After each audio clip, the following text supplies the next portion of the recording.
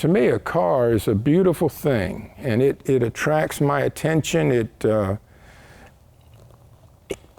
evokes in me a response, I think, very much like you would have looking at a beautiful statue or painting. This garage is 8,000 square feet. I built it in 2007 and have really enjoyed it. It was made specifically for this.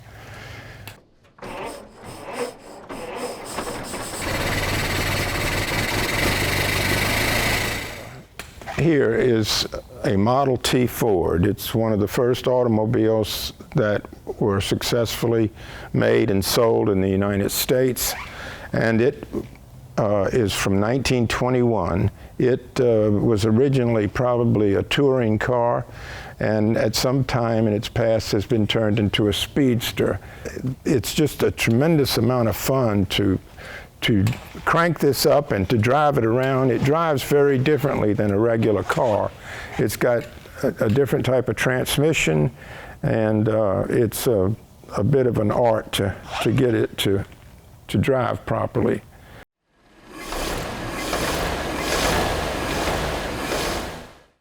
This is a Rolls-Royce, a 1926 Rolls-Royce, and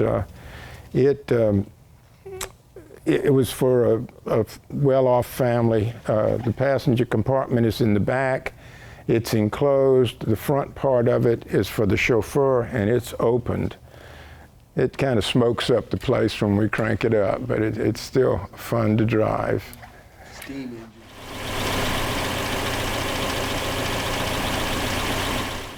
The red one here is a PACKARD, a 1931 PACKARD. This was a very fine car back in that era. Movie stars and magnets had them, and it's a great car. It drives perfectly well, and I've had it in several parades. I've taken the mayor a couple of times for the Turkey Day Classic, and took the Speaker of the House also on a parade.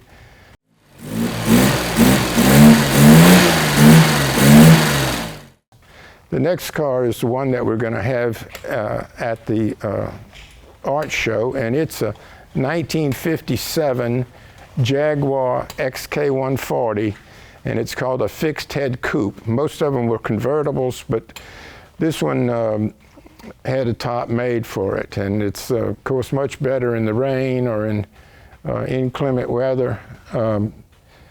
I love the shape of it. The shape of it is just wonderful. I think of paintings by the artist Rubens when I look at this car and see the curves in it and the the beauty, the flowing beauty of it. It runs very well. It's a really cool car.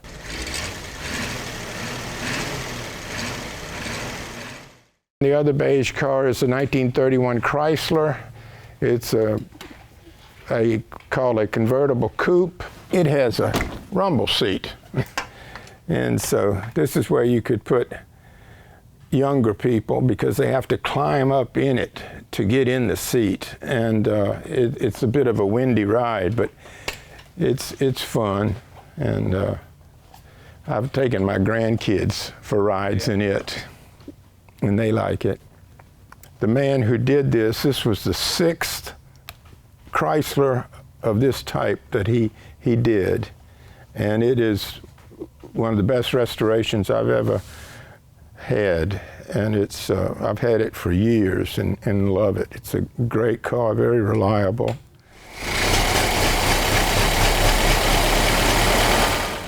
The last year of Model Ts was 1927, so this was the last year, and it was pretty well dated by that time. The other companies, Chrysler and Chevrolet, really were way ahead of Ford at that time. But then Ford came out with the Model A in 1928, and they regained some of their position.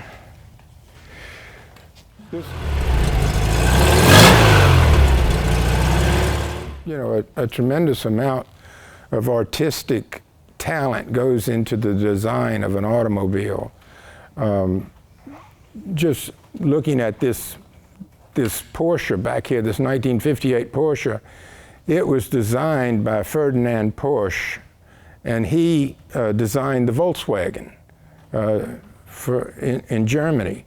And then later, after the war, they began making a sports car, and they use many of the same design elements and mechanical elements in this sports car as they did in the Volkswagen.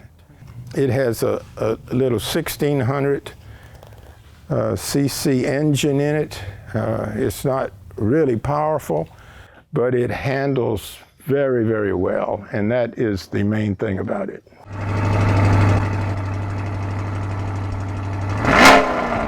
This Rapid Blue automobile is a 2020 Corvette, and it's the new Corvette with the mid-engine. If you'll come around, you'll see the configuration of it has changed so that it's smaller in the front and larger in the middle, and this is where the engine is. You can see the engine right down in there. It's a V8 engine with 600 horsepower, and his is a Stingray, which is what it's called, a Corvette Stingray. And it's a very, very good car. I really like it a lot.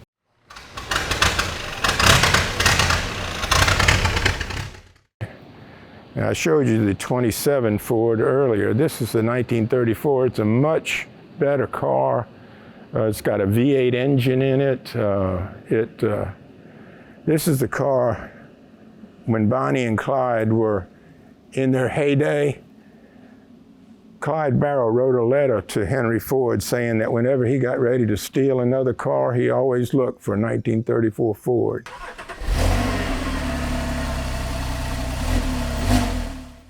Porsche, it's a special car. It's a 2011 Porsche Speedster, and they only made 365 of them, and only 100 of them made it to the United States, and this is one of them. So it's a collector item, and I hope that it will go up in value, but it's fun to drive as it is.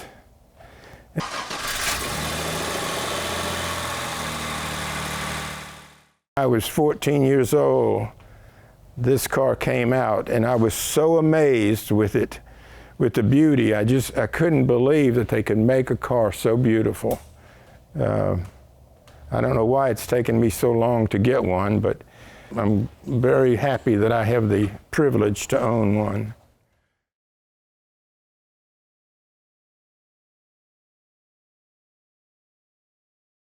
You know, another element of the automobile is what it sounds like when it's running, or when you're driving it, or when it passes by you.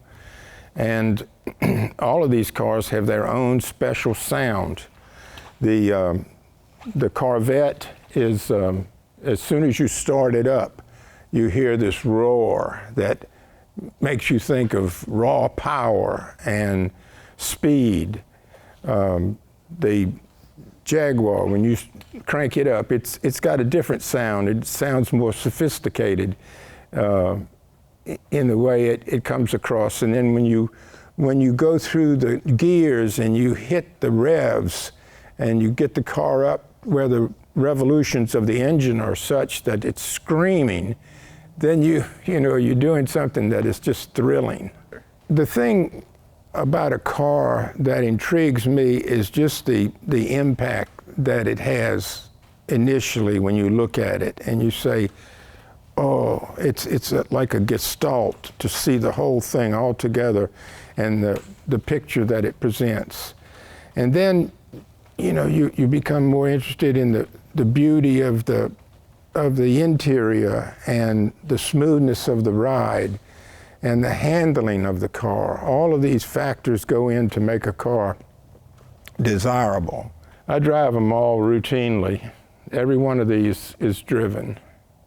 people see our cars going around there frequently, and they kind of know who we are. Some of the dogs even know who we are. That's part of what makes these beautiful and interesting to me, is the element of their beauty, the artistic beauty of them.